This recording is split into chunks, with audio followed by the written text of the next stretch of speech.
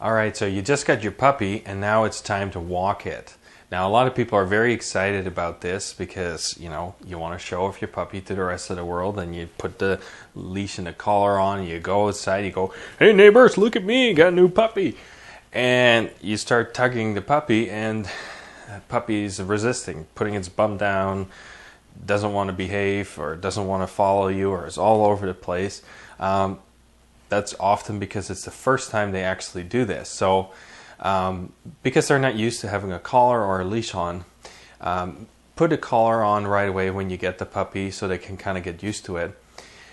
You'll see them kind of scratch their neck because it's like, what is this thing? It's like if you've never had a watch and you put a watch on, it's kind of, you fiddle around with it for a long time before you kind of forget all about it. And that's the same with the puppy as well.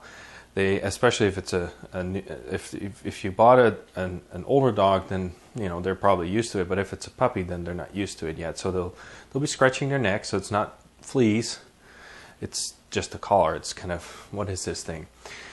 So there you are. You put it on, and the puppy will start scratching it. Kind of wonder what that thing is. What I would suggest you do is probably just put a leash on. So just walk around the house a little bit, maybe in the backyard. Just kind of play with it and let them kind of tug it and explore with it.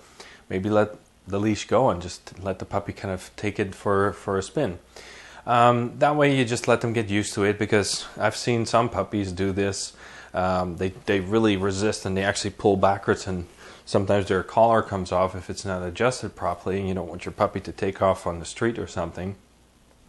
So yeah, just to keep that in mind, that can happen if it's not tight. So again, the way you do it is you tighten the collar, make it small enough so it just goes over their head, and then it won't come back because it gets stuck behind the ears, but you still have like 3 or 4 fingers left, lots of space for the puppy, so it's not too tight. So you may have to measure that a little bit or play around with the sizing, and then before you know it, you'll have the right setting. It's not too difficult. So yeah, just practice around the house a little bit. It will kind of make the puppy a bit more comfortable before you actually go outside. Of course, you can start outside right away, and if it seems okay, just go a couple houses further down or something.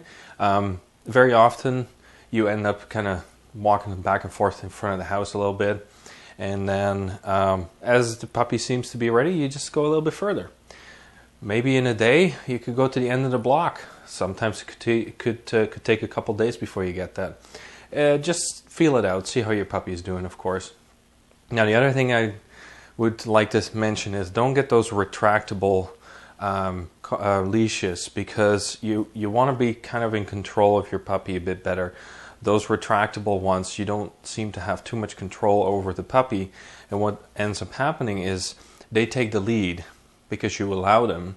So one of the things that may happen over time, they become the alpha, at least for the walking part. So you want to avoid that. So ideally, you want to just have a short leash, maybe up to 6 feet. That seems to be the best kind of size for the leash. Maybe fold it around your hand a few times. Keep your dog fairly close, but you don't want them to go off too far. Especially in the beginning when they learn to walk, you want to kind of keep them close so they learn to pay attention to what you are doing. They learn to look up and watch for the signals when you turn around left or right. They need to learn to follow you wherever you go. So they learn to respect you that way, that you are the one in control, you're the alpha. So that's one of the ways to keep the leash short, so they have to pay attention. Because we're bigger, we usually have an easier time to pull the puppy with us, but if you end up having an older dog and you want to control them better, sometimes having a leash on your hand can kind of make you lose your balance. So if you have a bit of trouble walking your dog right now, and your dog seems to be walking you, you're really holding back and your dog seems to be in control.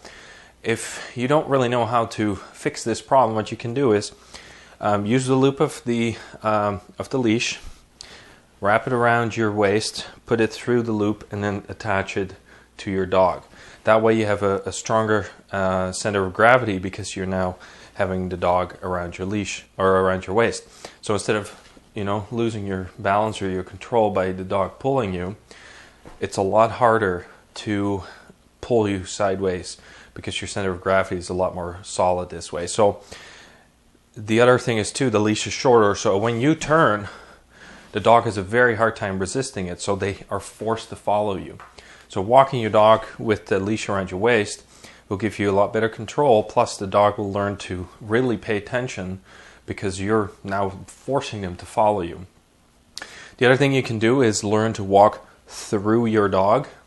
So practice around the house or in the backyard or just in the park or in the street where you just have a good pace where you just walk. Your dog is forced to follow you, and that works the best with putting the leash around your waist. And then just make sudden turns. So the dog has to follow you. So they have to learn to kind of always be on their toes and kind of pay attention to what you're doing, because you're otherwise dragging them along, and obviously you're not going to do that, but they want to prevent that from happening. And sometimes you just have to turn around and go where your dog is. So if your dog's on the right side and you turn and you walk through your dog, you basically almost push it out of the way with your legs. This will make the dog have to move out of the way, so you actually force them to pay better attention, that they stay out of the way, because what is he doing? What's he doing? Right? They learn to really follow you better that way, so you don't have to dog all over the place. So hopefully that'll be helpful with walking your puppy, and we'll see you in the next video.